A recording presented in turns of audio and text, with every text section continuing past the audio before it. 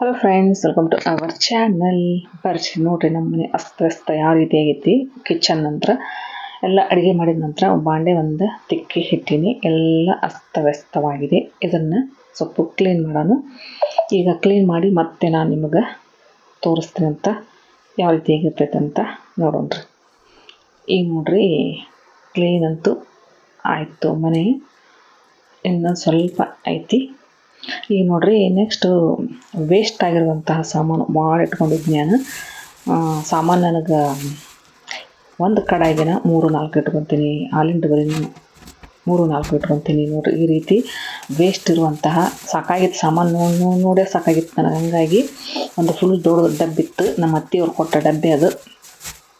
ಆ ಡಬ್ಬಿ ಒಳಗೆ, ಸಿಲ್ವರ್ ಡಬ್ಬಿ ಒಳಗೆ ನನಗೆ ಬೇಡವಾದಂತಹ ಬಾಂಡೆಗಳನ್ನು ಅದರೊಳಗೆ ಹಾಕಿ ಪ್ಲಾಸ್ಟಿಕ್ ಹಾಳಿ ಪ್ಯಾಕ್ ಮಾಡಿ ಇಟ್ಬಿಟ್ಟೀನಿ. ಯಾಕಂದ್ರೆ ಧೂಳು ಗೀಳು ಆಗುತ್ತೆ, ಮನೆ ಧೂಳಾಗೆ ಆಗುತ್ತಲ್ರಿ. ಹಾಗಾಗಿ ಇವಾಗ ಸ್ವಚ್ಛ ಮಾಡಿದೆ ಅಂದ್ರೆ ಅಲ್ಲಿ ನಾಳೆ ಧೂಳು ಕುಂತಿರ್ತೈತಿ. ಹಾಗಾಗಿ ಅದನ್ನು ಸ್ವಲ್ಪ ಪೇಟೆಂಟ್ ಮಾಡಿ ಪ್ಲಾಸ್ಟಿಕ್ ಹಾಕಿ ಇಟ್ಟೆ. ನೆಕ್ಸ್ಟ್ ನೋಡ್ಬೋದು ಸಿಲಿಂಡ್ರ್, ಖಾಲಿ ಸಿಲಿಂಡ್ರ್ ಅದು. ಹಾಗಾಗಿ ಎಲ್ಲ ಇಟ್ಟಿನಿ ಒಲೆ ಮುಂದೆ. ಒಲೆನೂ ಮಾಡಿವಿ ನಾವು ಅದನ್ನು. ಈಗ ನೋಡ್ರಿ ನೆಕ್ಸ್ಟು ಈ ಬಾಂಡೆನ ಇಲ್ಲೆಲ್ಲ ಅಷ್ಟೆಲ್ಲ ಡಬ್ಬ್ಯಾಗ ಹಾಕಿಟ್ರು. ಇಷ್ಟೊಂದು ಬೇಕಲ್ಲ ಅವಶ್ಯಕತೆಗೆ. ಪಟಕ್ಕನಾಗ ತೊಗೊಳಕ್ಕೆ ಆಗಂಗಿಲ್ಲ, ಮೇಲೆ ಸರ್ಜ ಏರಿ ತೊಗೊಳಕ್ಕೆ ಆಗಂಗಿಲ್ಲ, ನಿಲ್ಕುವಂಗೆ ಇಟ್ಕೋಬೇಕಾಗುತ್ತೆ. ಹಾಗಾಗಿ ಈ ಕಪಾಟೊಳಗೆ ಕೆಲವೊಂದಿಷ್ಟು ಬಾಂಡೆಗಳನ್ನು ಇಟ್ಕೊಂಡೀನಿ. ನೋಡ್ಬೋದು ನೀವು ಈ ರೀತಿ ಇಟ್ಕೊಂಡೀನಿ ನೋಡ್ರಿ. ಸ್ವಲ್ಪ ಪ್ಲೌಡ್ ವರ್ಕ್ ಕಡಿಮೆ ಮಾಡಿಸಿದ್ವಿ, ಜಾಸ್ತಿ ಆಗಲಿಲ್ಲ ಅದು. ಮತ್ತೆ ಮುಂದೆ ನೋಡೋಣ ಅಂತೇಳಿ ಈಗ ಅವಶ್ಯಕತೆಗೆ ಬೇಕಾದಷ್ಟು ಮಾಡಿಸ್ಕೊಂಡಿವಿ. ಈ ರೀತಿ ಒಂದು ಸ್ಟ್ಯಾಂಡ್ ಮಾಡಿದ್ದೆ, ಆದರೆ ಅದು ಕೂಡಲಿಲ್ಲ. ಹಾಗಾಗಿ ಗ್ಯಾಸಿನ ಕಟ್ಟೆ ಮೇಲೆ ಇಟ್ಬಿಟ್ಟೇನಿ.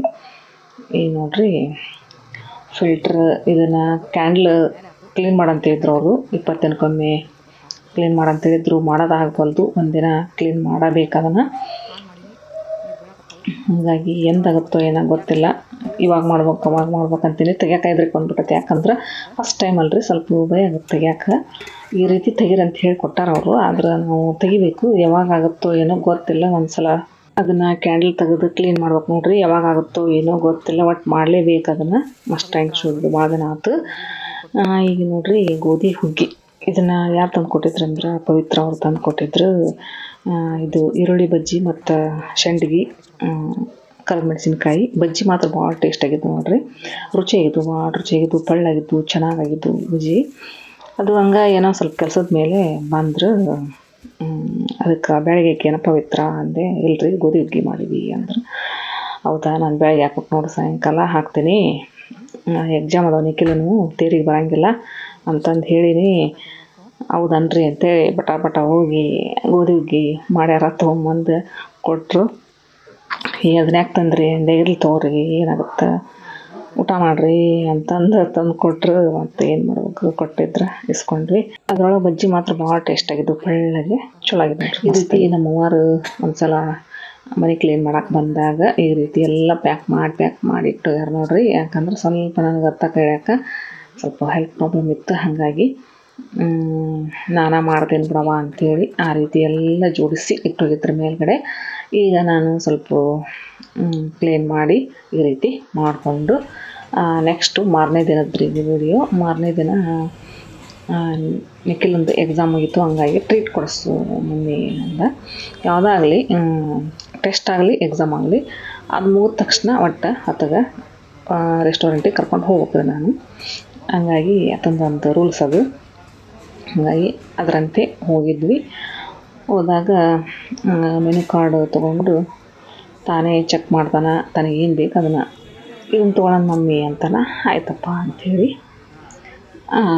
ಅದು ಪಿಜ್ಜಾ ಹೇಳಿದ,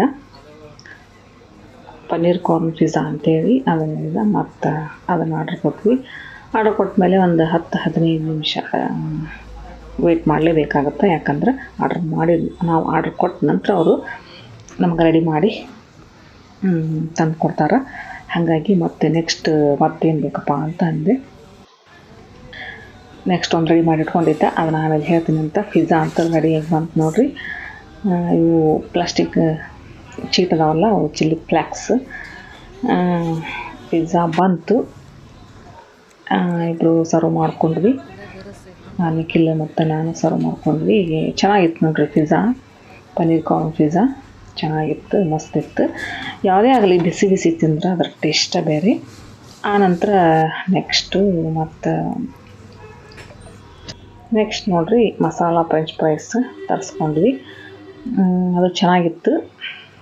ಸ್ವಲ್ಪ ಕ್ರಿಸ್ಪಿ ಇರಬೇಕಿತ್ತು ಇನ್ನು. ಇಲ್ಲ ಮಮ್ಮಿ ಇದು ಕ್ರಿಸ್ಪಿ ಇರಲ್ಲ, ಸ್ಮೂತ್ ಇರುತ್ತಾ ಅಂತ. ಹೌದನಪ್ಪ ಅಂತೇಳಿ ಇಬ್ಬರು ತಿಂದ್ವಿ ನೋಡ್ರಿ. ನೆಕ್ಸ್ಟ್ ಇಲ್ಲೊಮ್ಮೆ ಸ್ಪೆಷಲ್ ಐಸ್ ಕ್ರೀಮ್ ಆರ್ಡ್ರ್ ಮಾಡೋಣ ಅಂದ.